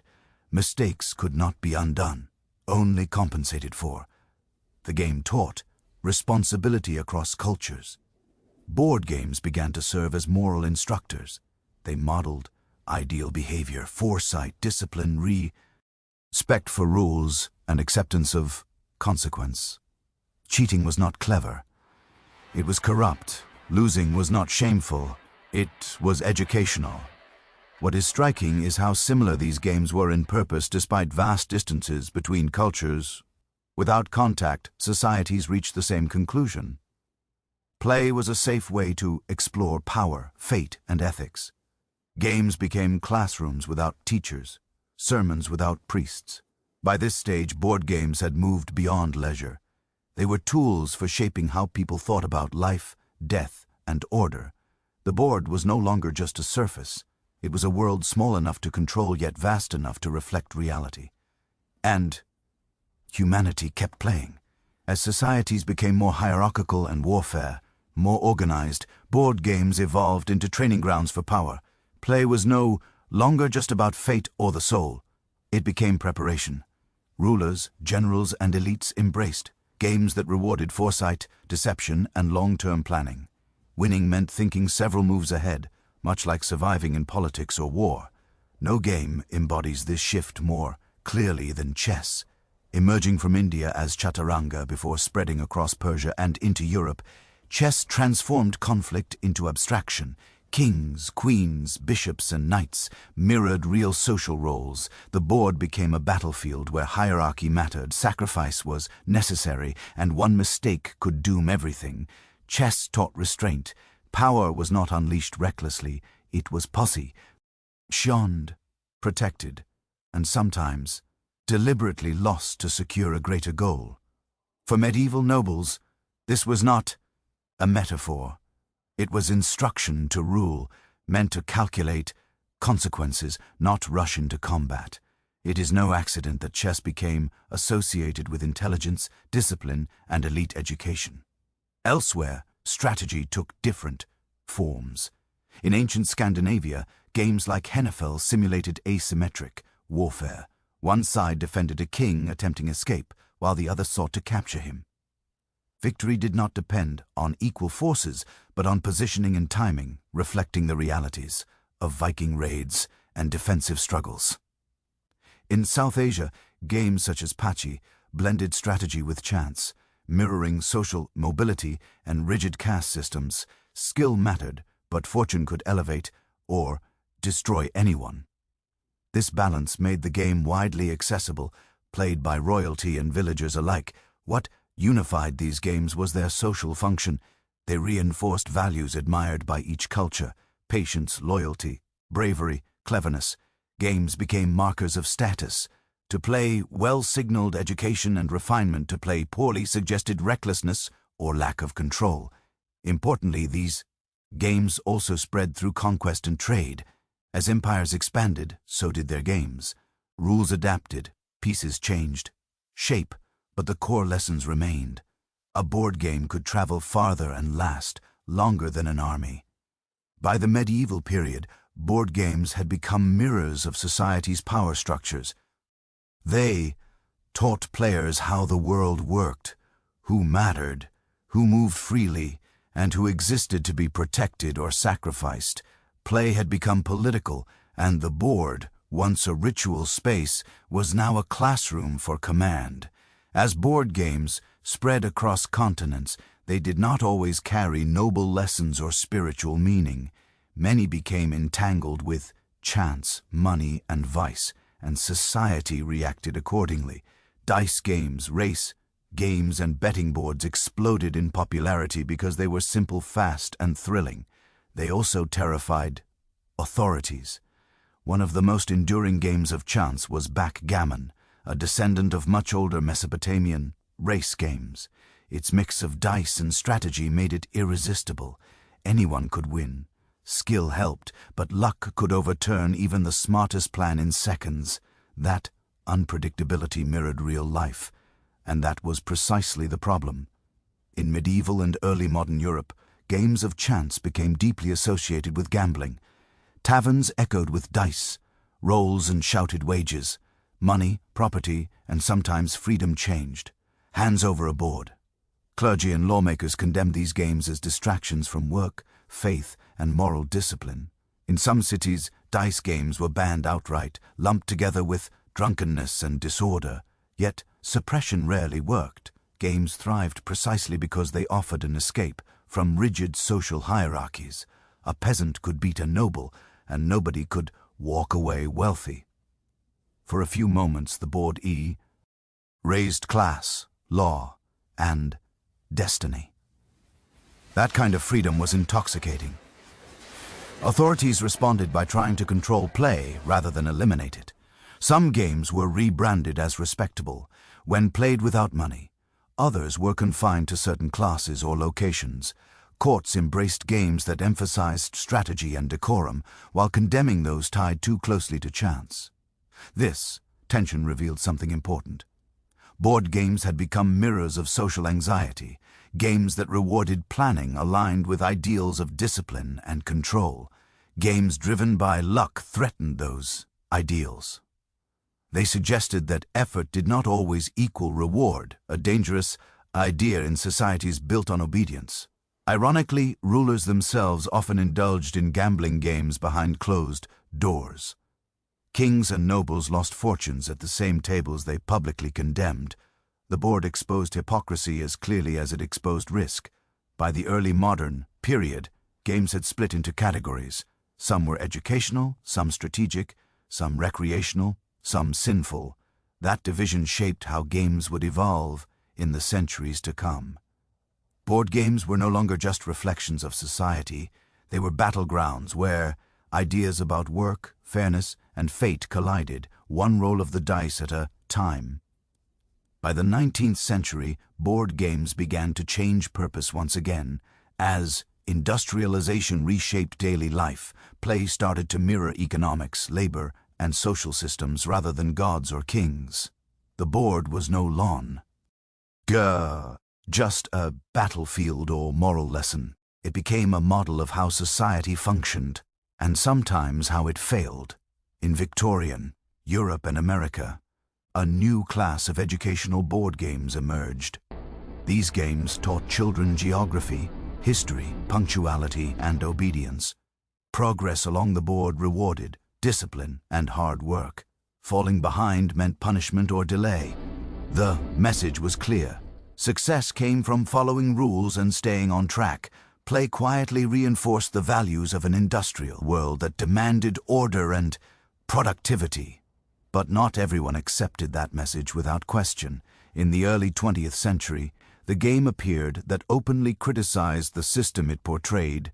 Created by Elizabeth Maggi, the landlord's game was designed to expose the dangers of monopolies and unchecked wealth. Players experienced how land ownership concentrated power and crushed competition. It was meant to be a warning, not entertainment. Ironically, the critique was too effective. The game was simplified, commercialized, and stripped of its original political message. It re-emerged as Monopoly now, celebrating the very system it once condemned. Players were no longer meant to question inequality. They were encouraged to dominate it. Winning meant bankrupting friends and family with a smile. This transformation revealed something crucial about modern board games. They were no longer just reflections of society. They could be tools of ideology. A set of rules could normalize greed, competition, or cooperation, depending on how the game was framed. Play shaped belief. Monopoly's success was explosive. It became a household staple, teaching generations how rent, ownership, and debt worked, often before they encountered them in real life. The board became preparation for adulthood in a capitalist world. At the same time, cooperative games and moral alternatives continued to exist quietly, offering different visions of success. But mass popularity favored competition. Winning mattered. Accumulation mattered. By the early 20th century, board games had become cultural mirrors with sharp edges. They taught players not just how to play, but how to think about power, money, and each other. The board was no longer ancient or sacred. It was modern, and it was teaching lessons every time someone rolled the dice. As the 20th century progressed, board games absorbed the fears and ambitions of a world shaped by global conflict. 2 world wars, nuclear tension, and ideological standoffs transformed how people thought about strategy, territory, and control. Naturally, those anxieties found their way onto the board. Games began to simulate global domination and military logistics. One of the clearest examples was Risk, which turned the world map into a battlefield of probability and ambition. Players commanded armies, invaded continents, and calculated odds with every roll of the dice. Victory required not just aggression but diplomacy, timing, and betrayal. Alliances were temporary. Trust was conditional. It felt uncomfortably familiar to anyone living through the Cold War. Unlike chess, where information was perfect and symmetrical, Risk embraced uncertainty. Dice could ruin even the best plan. This randomness echoed modern warfare, where technology, intelligence, and chance collided unpredictably. The game taught a subtle lesson. Power was never absolute, and dominance was always fragile. At the same time, other games moved in the opposite direction. Scrabble turned inward, rewarding language, literacy, and creativity, rather than conquest. In a century defined by destruction, Scrabble offered something gentler, competition through vocabulary rather than violence. It reflected the rise of education, mass literacy, and the belief that intellect could be playful rather than elitist. What united these games was their migration into the living room. Board games became family rituals, not elite pastimes. Mass production made them affordable. Advertising framed them as wholesome bonding experiences, even when their mechanics were ruthless. Children learned negotiation from Risk, spelling from Scrabble, money management from Monopoly, often without realizing they were being trained. These games also reflected a changing pace of life. As work became more abstract and bureaucratic, games offered clear rules and visible outcomes. You could see progress, you could win. In a confusing world, the board provided clarity. Yet even in leisure, tension remained. Games taught competition as normal, loss as instructive, and rules as sacred. They mirrored the systems people lived under, reinforcing ideas about success and failure. By mid-century, board games were no longer niche or ancient curiosities. They were cultural infrastructure, quiet teachers shaping how millions thought about conflict, cooperation, and control. The world was changing fast. The board kept up. By the late 20th century, something unexpected happened. After decades of mass-market games dominated by luck, elimination, and endless repetition, players began to want more. They wanted decisions to matter. They wanted stories, tension, and fairness. Quietly at first, then all at once, board games evolved again. This shift began most clearly in Germany, where designers rejected long player elimination and punishing randomness. Instead, they focused on systems that rewarded planning, balance, and participation until the very end. These games became known as Euro games, and they changed everything. One of the most influential was Settlers of Catan. There were no armies, no global domination, and no player was ever knocked out. Victory came through negotiation, resource management, and timing. Trade replaced war.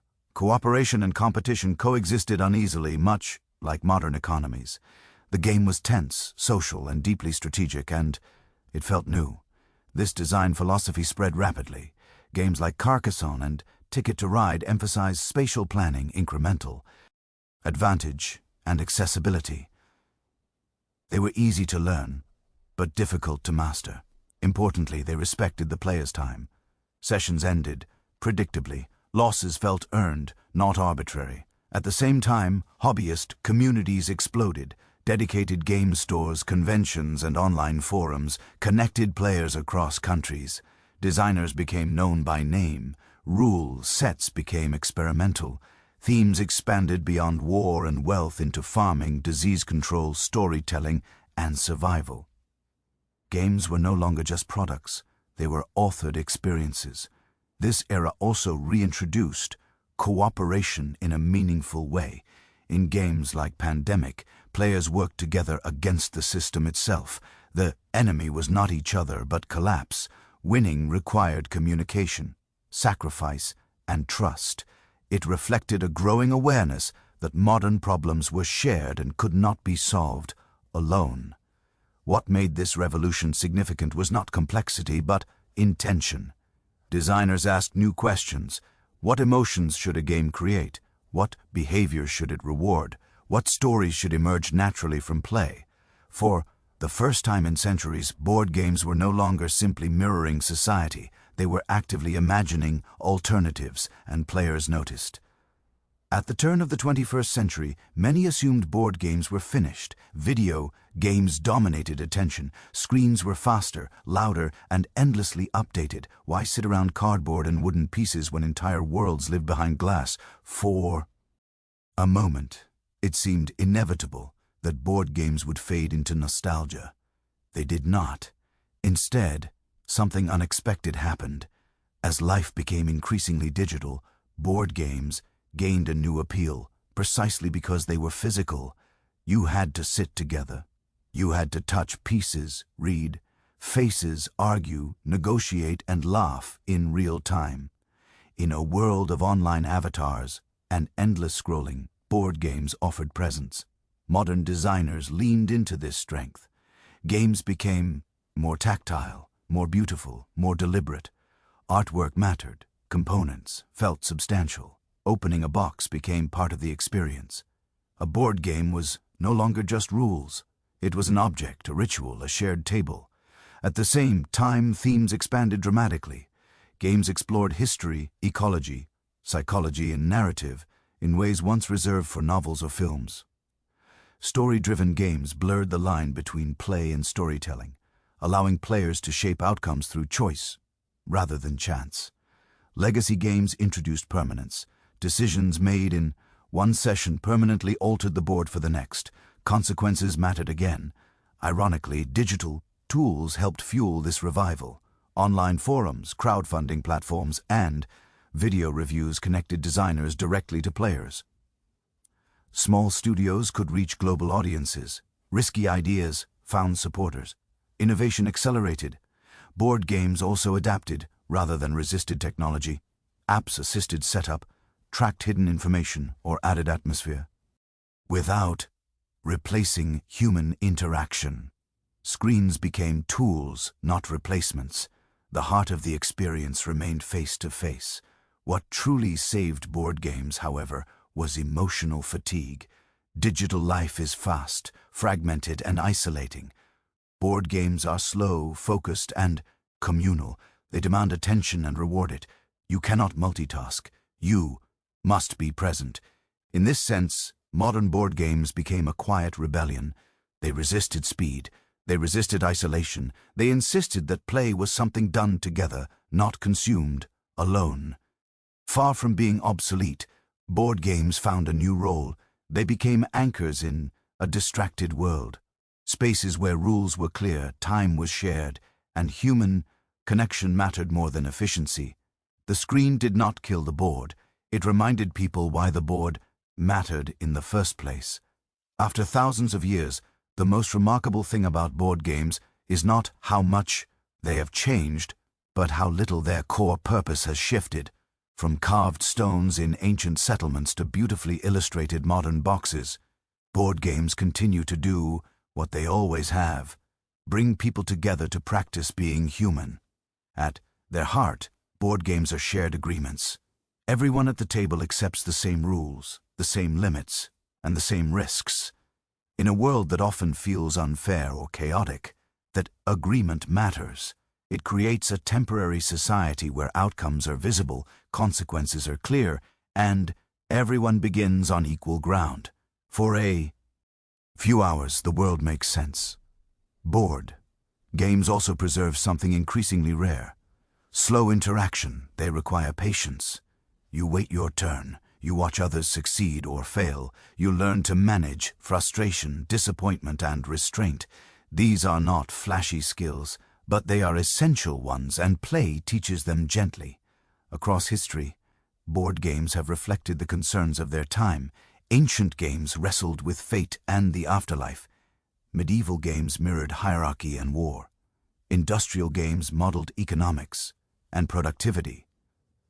Modern games explore cooperation, scarcity, systems, and survival. Each era leaves its fingerprint on the board. But board games also outlast those eras. Empires fall, technologies change, yet the act of sitting across from another person, negotiating rules, and rolling dice remains meaningful. Grandparents teach games to grandchildren. Rules are misremembered, house variations emerge, laughter replaces precision. The game evolves through people, not despite them. This is why board games endure when so many forms of entertainment burn out quickly. They are not passive. They ask something of you: attention, emotion, presence. You cannot scroll through a board game, you must engage. In recent years, as life has grown faster and more fragmented, board games have quietly reclaimed an old role. They are excuses to gather, to unplug, to argue harmlessly, to cooperate, to compete without consequence, to lose without ruin. They remind us hat play is not childish. It is foundational. It is how humans test ideas, rehearse conflict, and practice empathy in a space where failure is allowed. From the royal game to the modern tabletop renaissance, the board has always been more than wood and cardboard. It is a mirror, a classroom, and a meeting place. And as long as humans want to connect face to face, to think, to laugh, to challenge one another, the board will never be